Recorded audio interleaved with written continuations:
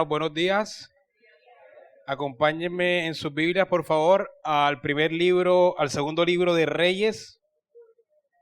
Segundo libro de Reyes, capítulo 5. Segundo libro de Reyes, capítulo 5. Vamos a ponernos de pie para leer la santa palabra de nuestro Señor. Segundo libro de Reyes, capítulo 5. Vamos a leer todo el capítulo. Segundo libro de Reyes, capítulo 5. Dice la palabra de nuestro Señor. Naamán, general del ejército del rey de Siria, era varón grande delante de su señor y lo tenía en alta estima, porque por medio de él había dado Jehová salvación a Siria. Este era hombre valeroso en extremo, pero leproso.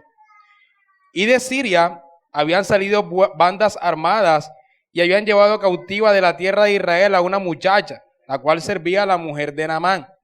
Esta dijo a su señora: si rogase mi señora al profeta que está en Samaria, él lo sanaría de su lepra. Entrando Naamán a su señor, le relató diciendo: así ha dicho una muchacha que es de la tierra de Israel. Y le dijo el rey de Siria: anda, ve, y yo enviaré cartas al rey de Israel. Salió pues llevando consigo 10 talentos de plata y 6 piezas de oro y 10 mudas de vestidos. Tomó también cartas para el rey de Israel que decían así: cuando lleguen a ti estas cartas, sabe por ellas que yo envío a ti mi siervo Naamán para que lo sanes de su lepra. Luego que el rey de Israel leyó las cartas, rasgó sus vestidos y dijo: ¿soy yo Dios que mate y dé vida para que éste envíe a mí a que sane a un hombre de su lepra? Considerad ahora y ve cómo busca ocasión contra mí. Cuando Eliseo, el varón de Dios, oyó que el rey de Israel había rasgado sus vestidos, envió a decir al rey: ¿por qué has rasgado tus vestidos? Venga ahora a mí y sabrá que hay profeta en Israel. Y vino Naamán con sus caballos y con sus carros y se paró a la puerta de la casa de Eliseo. Entonces Eliseo le envió un mensaje diciendo: ve y lávate 7 veces en el Jordán y tu carne se restaurará y serás limpio. Y Naamán se fue enojado diciendo: he aquí yo decía para mí, saldrá él luego y estando en pie invocará el nombre de Jehová su Dios y alzará su mano y tocará el lugar y sanará la lepra. Abana y Farfar, ríos de Damasco, no son mejores que todas las aguas de Israel. Si me lavare en ellos, ¿no seré también limpio? Y se volvió y se fue enojado. Mas sus criados se le acercaron y le hablaron diciendo: Padre mío, si el profeta te mandara alguna gran cosa, ¿no la harías? ¿Cuánto más diciéndote: lávate y serás limpio? Él entonces descendió y se zambulló 7 veces en el Jordán, conforme a la palabra del varón de Dios, y su carne se volvió como la carne de un niño y quedó limpio. Y volvió el varón de Dios, él y toda su compañía, y se puso delante de él y dijo: he aquí ahora conozco que no hay Dios en toda la tierra sino en Israel. He aquí ahora conozco que no hay Dios en toda la tierra sino en Israel. Te ruego que recibas algún presente de tu siervo. Mas él dijo: vive Jehová, en cuya presencia estoy, que no lo aceptaré. Y le instaba que aceptara alguna cosa, pero él no quiso. Entonces Naamán dijo: te ruego pues, de esta tierra no se dará a tu siervo la carga de un par de mulas, porque de aquí en adelante tu siervo no sacrificará holocausto ni ofrecerá sacrificio a otros dioses sino a Jehová. En esto perdone Jehová a tu siervo, que cuando mi señor el rey entrara en el templo de Rimón para adorar en él y se apoyara en mi brazo, si yo también me inclinara en el templo de Rimón, cuando haga tal cosa, Jehová perdone en esto a tu siervo. Y él le dijo: ve en paz. Se fue pues y caminó como media legua de tierra. Entonces Giezi, criado de Eliseo, el varón de Dios, dijo entre sí: he aquí mi señor estorbó a este sirio Naamán, no tomando de su mano las cosas que había traído. Vive Jehová que correré yo tras él y tomaré de él alguna cosa. Y siguió Giezi a Naamán. Y cuando vio a Naamán que venía corriendo tras él, se bajó del carro para recibirle y dijo: ¿va todo bien? Y él dijo: bien. Mi señor envía a decirte: aquí vinieron a mí en esta hora del monte de Efraín 2 jóvenes de los hijos de los profetas. Te ruego que les des un talento de plata y 2 vestidos nuevos. Dijo Naamán: te ruego que tomes 2 talentos. Y le insistió y ató 2 talentos de plata, 2 bolsas y 2 vestidos nuevos, y lo puso todo a cuestas a 2 de sus criados para que los llevasen delante de él. Y así que llegó a un lugar secreto, él tomó de mano de ellos y lo guardó en la casa. Luego mandó a los hombres que se fuesen. Y él entró y se puso delante de su señor. Y Eliseo le dijo, ¿de dónde vienes, Gehazi? Y él dijo, tu siervo no ha ido a ninguna parte. Él entonces le dijo, ¿no estaba también allí mi corazón cuando el hombre volvió de su carro a recibirte? Es tiempo de tomar plata y de tomar vestidos, olivares, viñas, ovejas, bueyes, siervos y siervas. Por tanto, la lepra de Naamán se te pegará a ti y a tu descendencia para siempre. Y salió de delante de él leproso, blanco como la nieve. Amén. Señor, te damos muchas gracias por esta porción de las Escrituras que tú has inspirado para nosotros, Señor, que tú inspiraste y que tú preservaste por los siglos. Te pedimos que el mismo Espíritu que inspiró esta porción de las Escrituras nos ilumine en esta mañana y las aplique a nuestras vidas.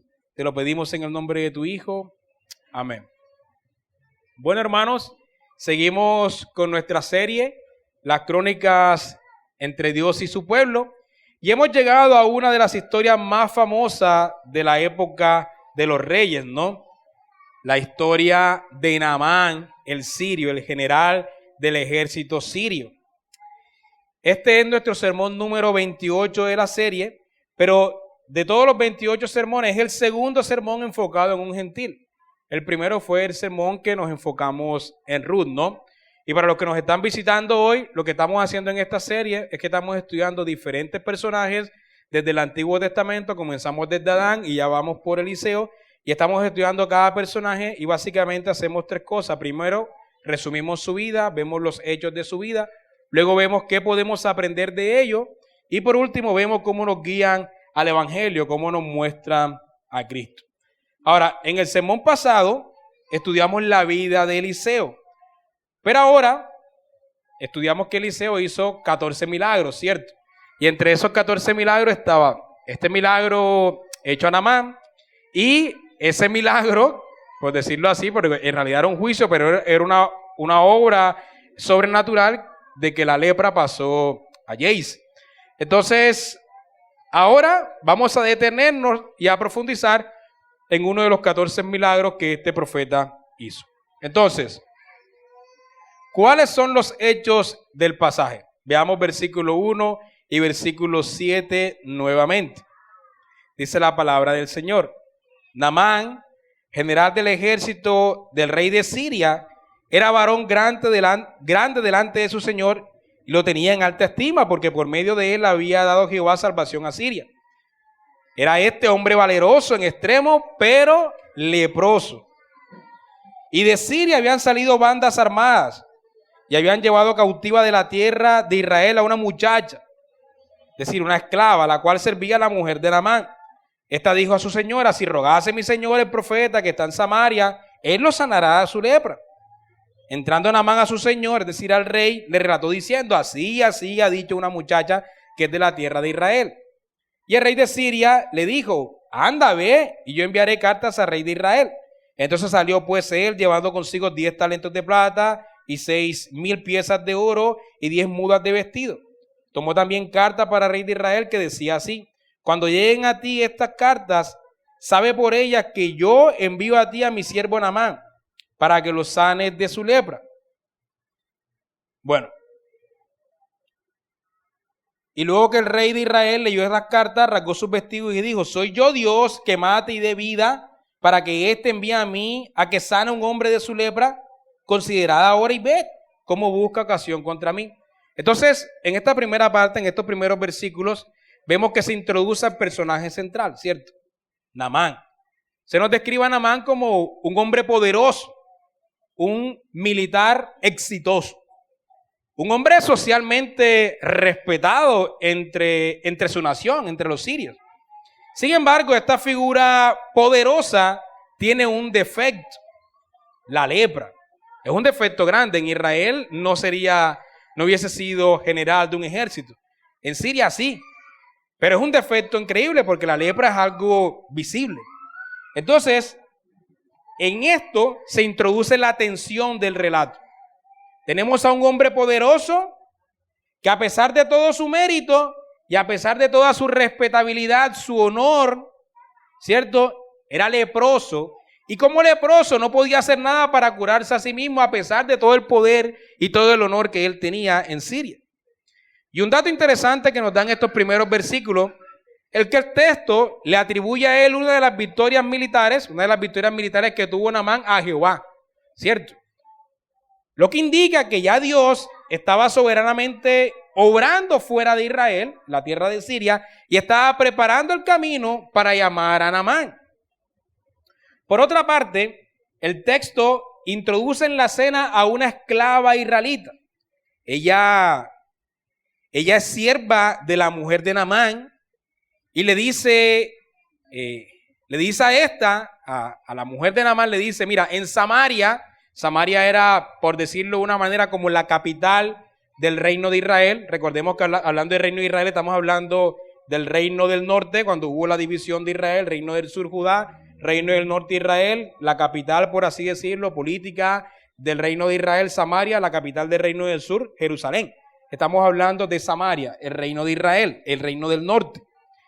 Y ella le dice que en ese reino, el reino de Israel, hay un profeta que puede sanarle de la lepra. Entonces Naamán toma en serio el consejo de la muchacha. Aunque viene de una esclava, él considera la posibilidad de que realmente esto ocurra, de que realmente él sea sanado. Y esto, hermano, nos revela una pequeña fe y una pequeña disposición en su corazón. Naamán se dirige al rey de Siria y le comenta la situación. Entonces vemos que el rey asume que la sanidad debe gestionarse entre poderes políticos y económicos. El rey asume que los favores de Dios se pueden negociar. Entonces le dice a Naamán que cargue tesoro, que cargue carta, que la lleva al rey de Israel. Esto es una transacción política, una transacción económica. Entonces Naamán carga tesoro como si pudiera comprar el milagro. Así que aunque se evidencia una pequeña fe en él, también se evidencia mucha ignorancia, ¿cierto? Una fe ignorante. Y todos nosotros tenemos una fe ignorante en cierto sentido. El rey de Siria entiende la fe y el milagro en términos de poder político. Cree que el rey de Israel tiene control sobre los profetas o sobre Dios y que a través de esa transacción se puede llevar a cabo el milagro a través del poder político. Pero, hermanos, la gracia no responde al poder humano, ni opera según jerarquías mundanas ni políticas. Ahora bien, el rey de Israel de que probablemente se está hablando aquí en la historia, probablemente es Joram. El rey de Israel de que se está hablando aquí en la historia probablemente es Joram. Y como vemos, ¿cómo reacciona él cuando llega Naamán hacia él?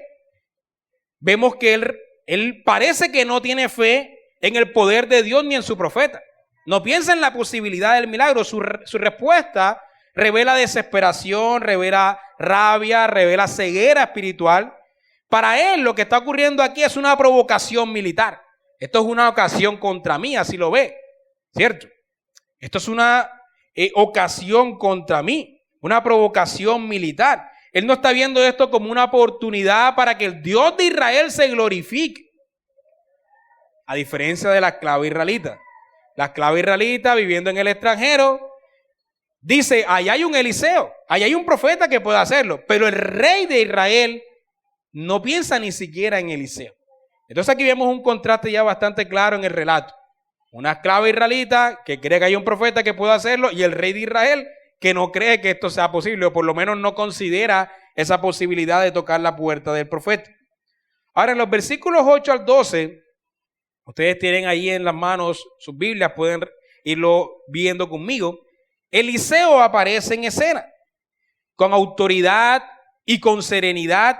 Él toma el control de la situación y exhorta al rey, o más bien reprenda al rey. Esta mañana estuvimos viendo que exhortar es animar, pero aquí vemos es una reprensión. Reprenda al rey por su incredulidad e invita a Naamán a buscarle. ¿Acaso no hay Dios en Israel? ¿Acaso no hay un profeta en Israel que pueda hacer eso? Reprenda al rey y dice que Naamán venga, que aquí podemos sanarle. Y como veremos, el propósito de Eliseo no es solamente sanarle, sino demostrar lo que vemos en la confesión de Naamán, que en Israel hay un Dios que está vivo, ¿sí? Y que es un Dios compasivo. Este es el propósito del milagro, porque vemos que eso es lo que sale de la boca de Naamán, es lo que se estaba buscando. Así que Naamán llega a la casa de Eliseo, pero llega con todo su aparato militar. Él todavía sigue pensando que esto es una cuestión política. Llega con todo su aparato militar y él está esperando un recibimiento a su estatus, ¿no? Es como si, no sé, viniera el alcalde de la ciudad a visitarnos un domingo y tal vez estaríamos tentados a darle el mejor puesto de la iglesia y recibirlo con pompa porque es el alcalde de esta ciudad y tiene cierto estatus, ¿no? Bueno, eso es lo que Naamán está esperando. Es un hombre poderoso y está esperando que se le dé un trato de acuerdo a su estatus. Él espera un trato a la altura de su orgullo, a la altura de su posición. Pero Eliseo ni siquiera sale a recibirle. Esto parece un acto deliberado para humillar el orgullo del general. El profeta ni siquiera sale a recibirle. Esto evidentemente es humillante para él. Pero lo más humillante no es que Eliseo no salga a recibirlo. Ya eso para Naamán es muy humillante que no me traten de acuerdo a mi estatus. Pero lo más humillante aquí, entre comillas, es la instrucción que Eliseo le da a Naamán. La instrucción para el milagro es escandalosamente simple. Un baño en un río ordinario. Y el Jordán es un río, para esa época, no sé si para nuestros días sea igual porque no he ido a Israel, pero para esa época era un río sucio. Así que es como si viniera alguien pidiendo un milagro y le dijeran, mira, métete en el caño que está aquí en la esquina. O sea, sería tal vez humillante, o en la ciénaga de la Virgen, no sé. Pero esa instrucción ofende en gran manera a Naamán. Un hombre de su estatus no está para eso. Entonces aquí comienza la crisis en él. ¿Aceptará Naamán esa ofensa? Por lo que nos dice el texto, él le espera un espectáculo. Si ha de recibir un milagro, él le espera algo extraordinario, algo conforme a su estatus. No puede ser un milagro cualquiera, ¿cierto? Al no tenerlo, entonces su orgullo lo lleva a rechazar la instrucción. Él dice, los ríos de Siria son más limpios que este río. Si es por bañarme en un río, o sea, ¿por qué en ese río Jordán sucio? Los ríos de Siria son más dignos para mí, más que este sucio Jordán. Así que la instrucción lo ofende, pero la humillación es importante en este contexto para que él reciba el milagro. Él debe humillarse. Y entonces tenemos lo que pasa en los versículos 13 al 19. Los criados lo llevan a reflexionar. No se nos dice si estos criados son israelitas también o si son sirios, no se nos menciona, pero los criados lo llevan a reflexionar. Mira, ten en cuenta esto, si el profeta te dice eso, debería hacerlo. Y entonces Naamán los escucha. Y Naamán desciende físicamente al río y se humilla ante Dios. Y este acto de fe produce un resultado glorioso. Él es completamente sanado. Se dice que se zambulló 7 veces en el río sucio y salió limpio. Ahora, la palabra zambulló aquí parece que se inmergió 7 veces, pero no ocurrió eso. Si usted quiere profundizar en eso, puede leer mi libro de bautismo de niños. Ahí explico bien esa palabra, lo que significa. Pero dice que se zambulló 7 veces en el río, en ese río sucio, y salió limpio. La lepra quedó en el río. Después de esto, Naamán ya no estaba enojado, por supuesto. Él quedó rendido ante Dios. Así que no solo fue sanado, él fue salvado. El verdadero milagro no fue la limpieza de la lepra externa, hermanos.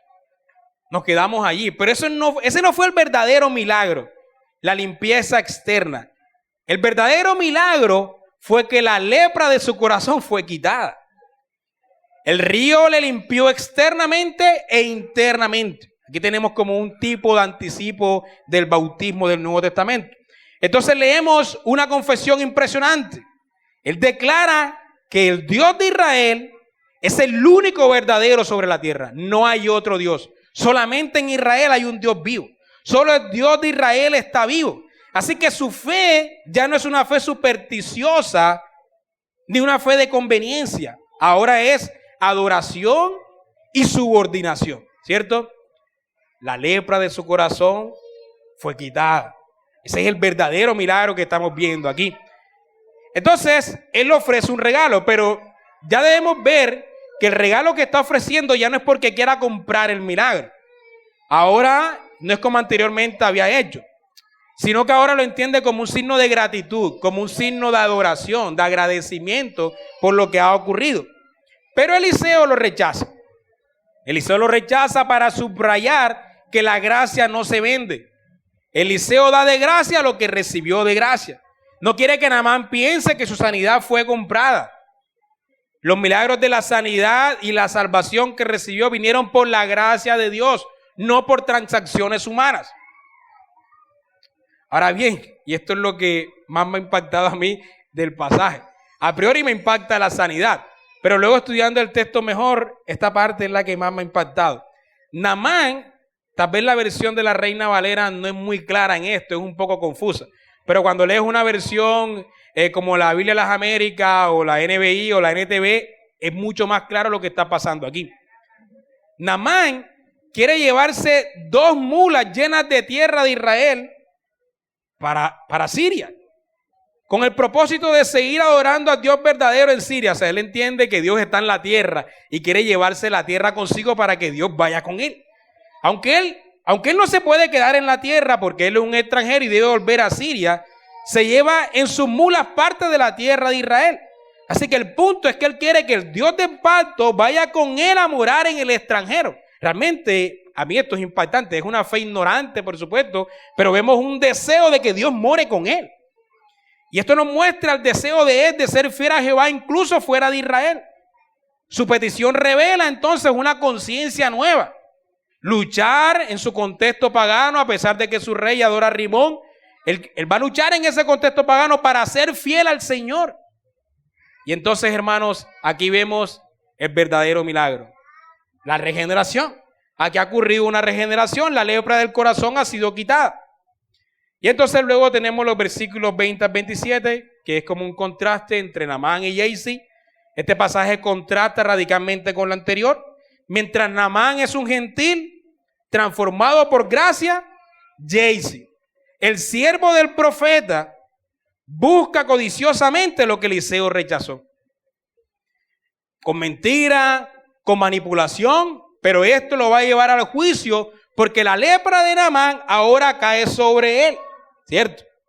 Así que mientras un extranjero se humilló y recibió sanidad y recibió salvación, un israelita, siervo del profeta, se llenó de ambición y recibió juicio.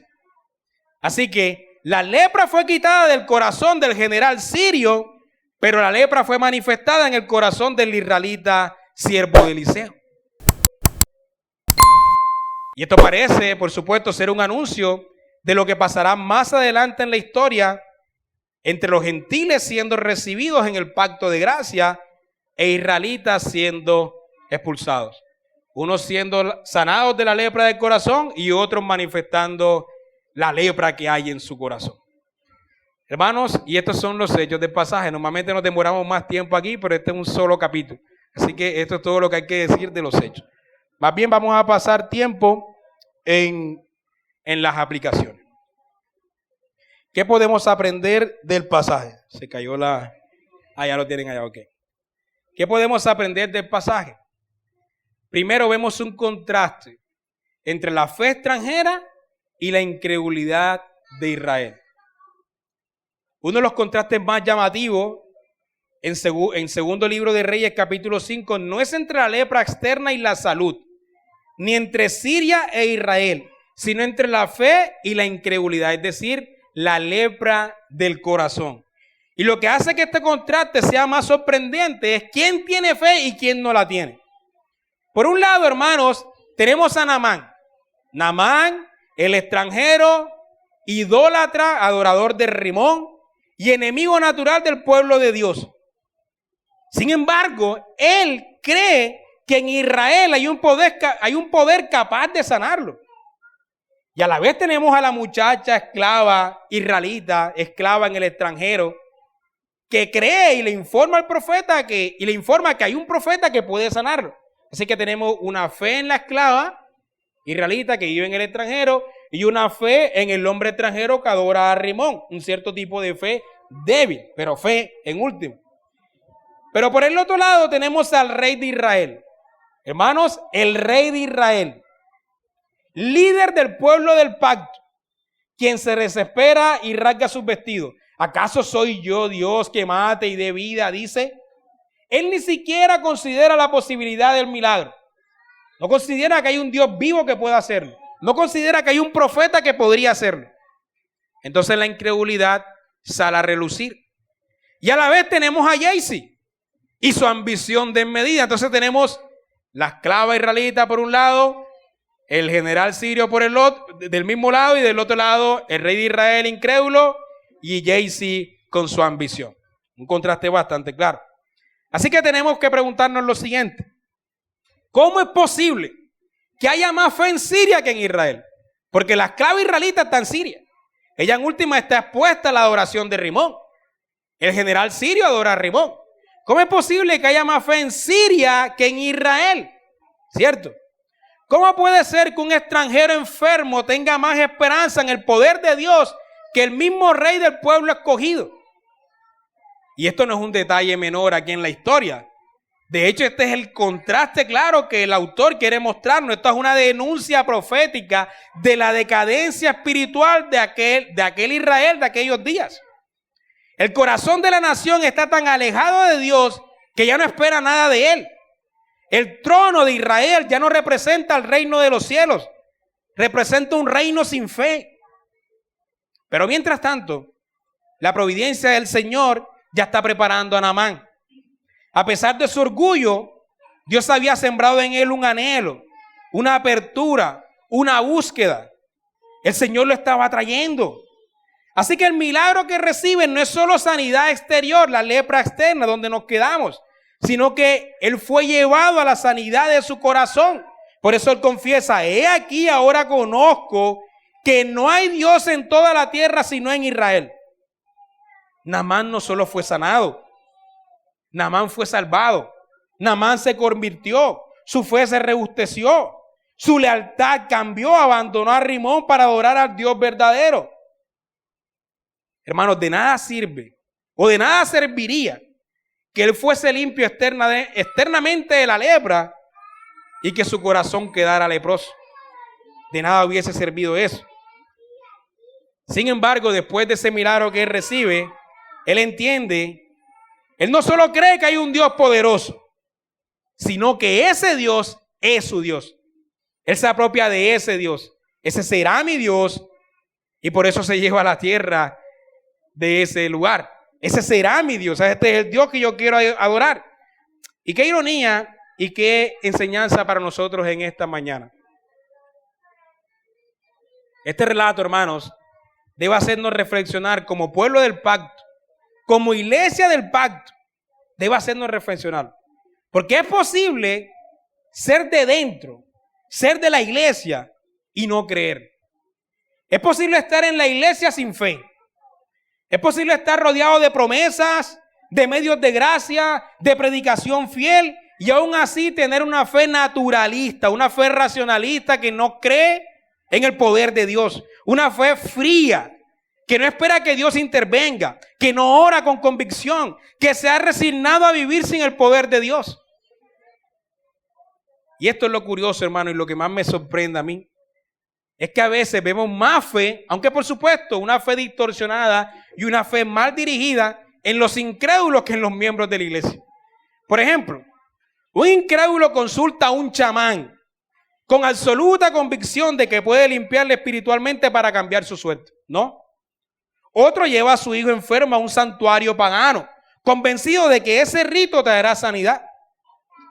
Los inconversos frecuentemente colocan en sus pertenencias, es decir, en su casa, carros, motos, etcétera, agua bendita, imágenes, amuletos, ¿no?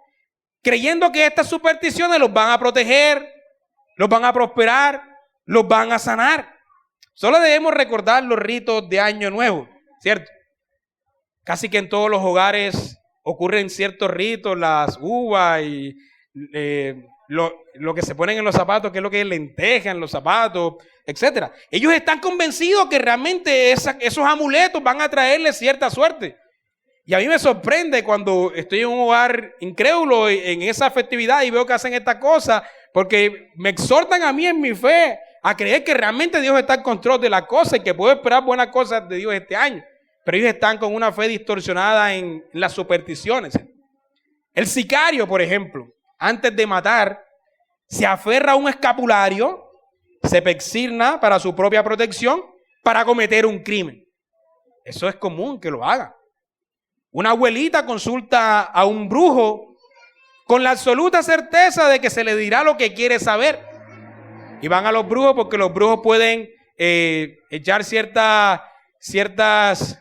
maldiciones sobre otros o porque les van a decir lo que necesitan saber. Yo recuerdo que estoy hablando de mi abuelita. Yo recuerdo que ella hacía estas cosas. Y nosotros que conocemos al Dios vivo, que poseemos la verdadera fe, dudamos incluso al orar por la salud, por provisión, por dirección. No lo decimos abiertamente, pero inconscientemente pensamos así. Dios no hace milagros ya. No sé si vale la pena orar por eso. Mejor no espero mucho de esto para no decepcionarme, etcétera. Pero Naamán, a pesar de su ignorancia y su orgullo, esperaba algo grande de Dios. Esperaba ser sanado. No entendía todo teológicamente tan profundo como los presbiterianos. Pero por su fe, tan sencilla como era, estaba convencido de que el Dios de Israel podía hacer algo sobrenatural. Así que te pregunto en esta mañana, querido hermano, ¿has perdido la expectativa de que el Señor Todopoderoso pueda actuar en tu vida? ¿Te has resignado a una fe fría sin poder? ¿Esperas menos de Dios que los incrédulos, que de lo que los incrédulos esperan de sus ídolos y sus amuletos? Mi hermano, ora con fe. Clama con esperanza. Cree que Él aún obra. Nuestro Dios es un Dios vivo. No hay otro Dios vivo sino el nuestro. Así que no te avergüences de esperar cosas extraordinarias del Dios vivo y verdadero. Ahora, permítanme advertir sobre algo más aquí para equilibrar el asunto. Lo extraordinario ocurre por medio del ordinario. Una de las tensiones del relato de Naamán es la forma en que Dios decide actuar. Naamán, un general victorioso, acostumbrado a reverencias, pompas y protocolos, llega con carros, con cartas reales y con riqueza, esperando recibir un milagro a la altura de su prestigio.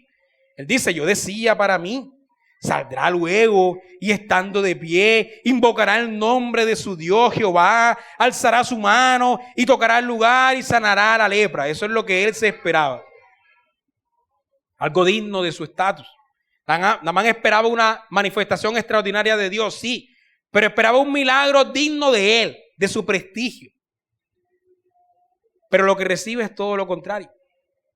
Instrucciones sencillas y hasta ofensivas. Ve y lávate 7 veces en el Jordán. Ni siquiera el profeta sale a recibirlo. Sin ceremonias, sin toque profético, sin palabras mágicas. Y peor aún, en un río insignificante y sucio. Entonces, por supuesto, Naamán se indigna. Esto no es un milagro para un hombre de mi tamaño. ¿Por qué? En su orgullo, Naamán no solo buscaba sanidad, sino una sanidad que confirmara lo importante que él creía ser. Quería ser tratado como un caso especial. Anhelaba que el poder de Dios se manifestara de manera espectacular. No tanto para la gloria de Dios, sino para su propia validación personal. El milagro de él no podía ser como cualquier milagro.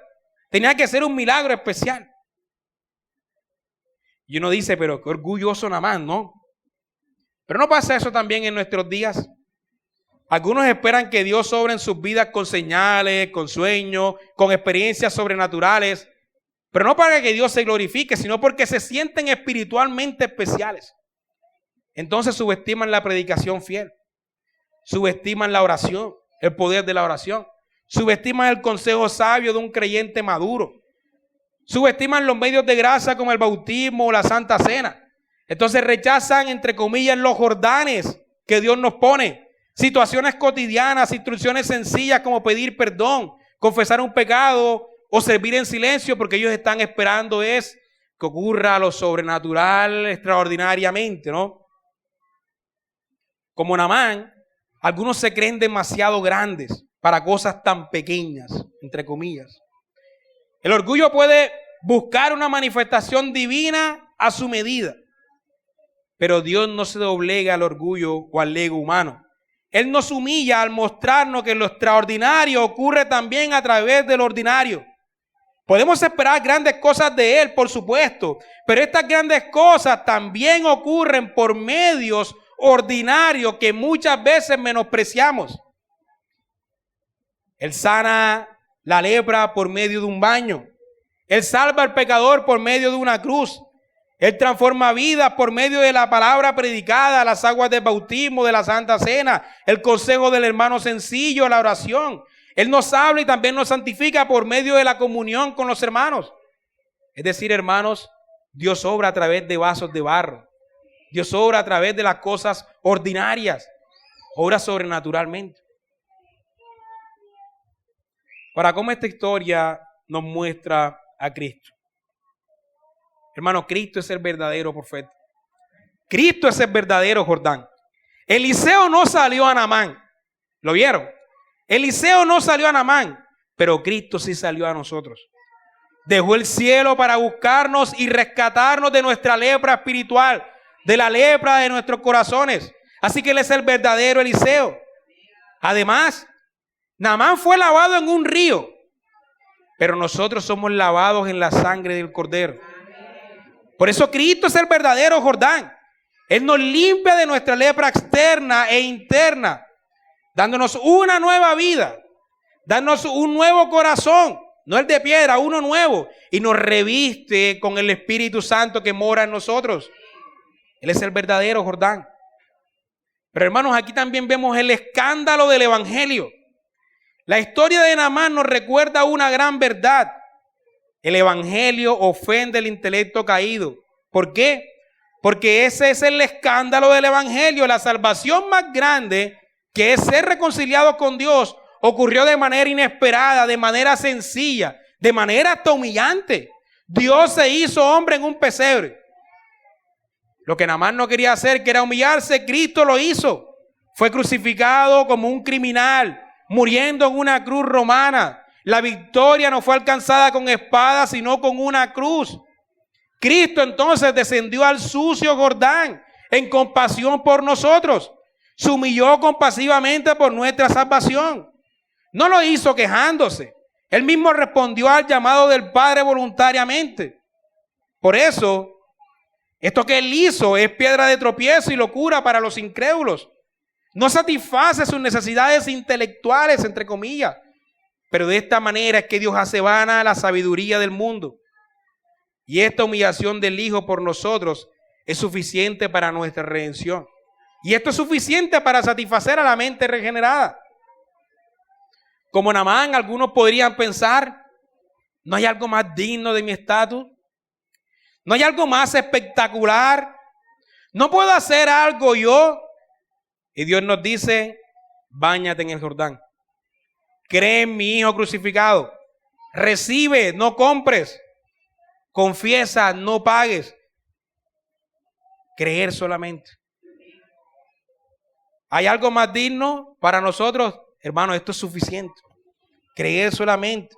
Esto puede chocar con nuestro orgullo porque queremos sentirnos dignos del regalo.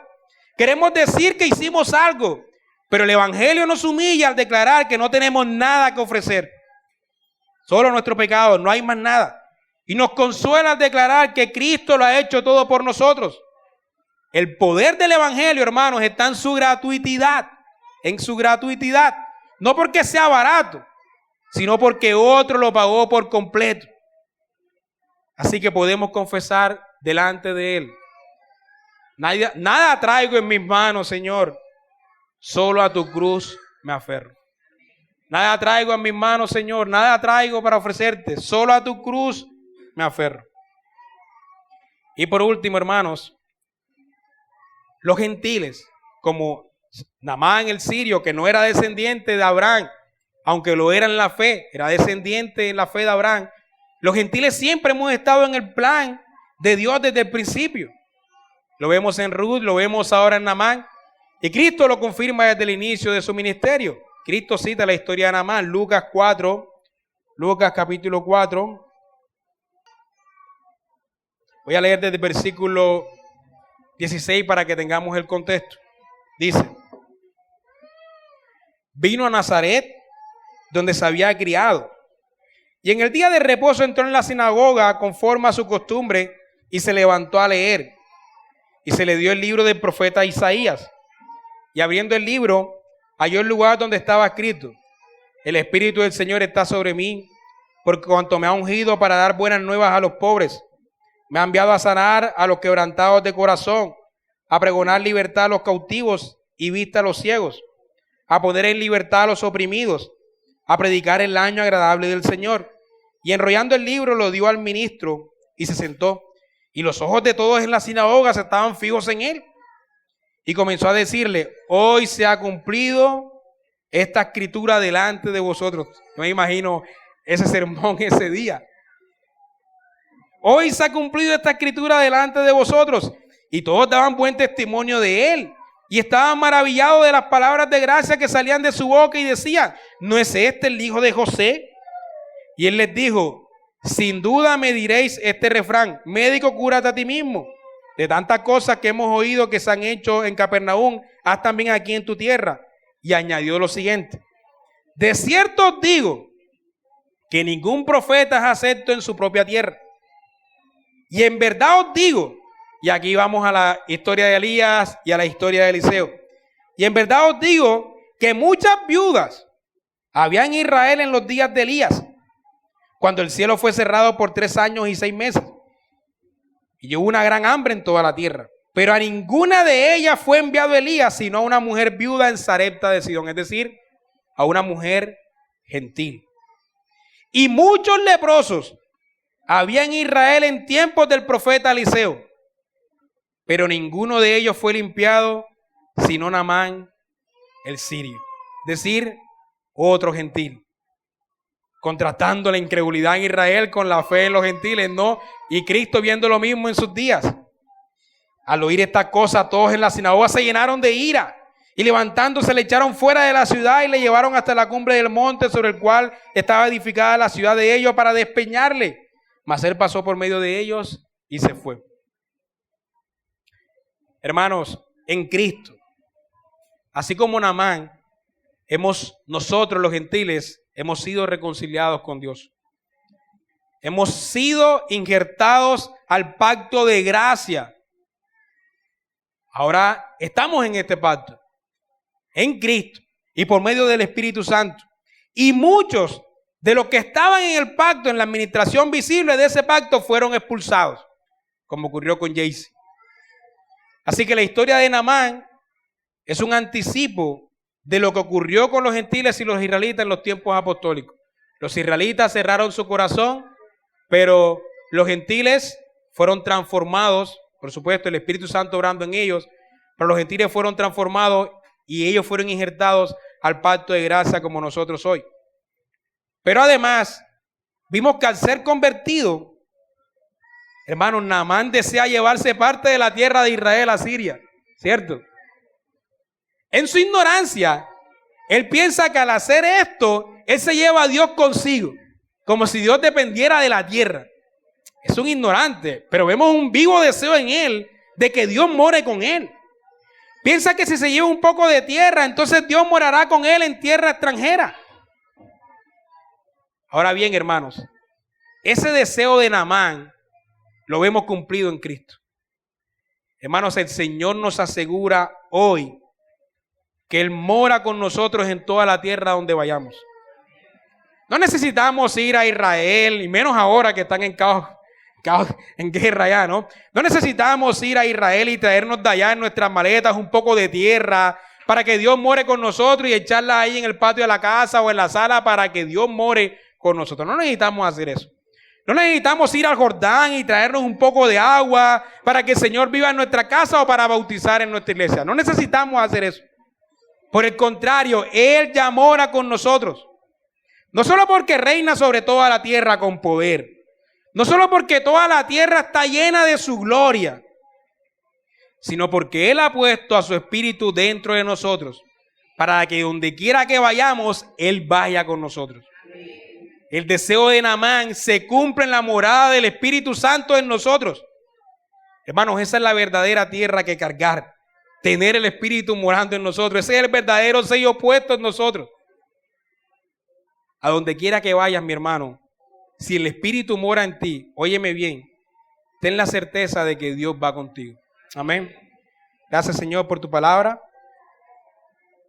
Te pedimos que la apliques a nuestras vidas. En el nombre de tu Hijo. Amén.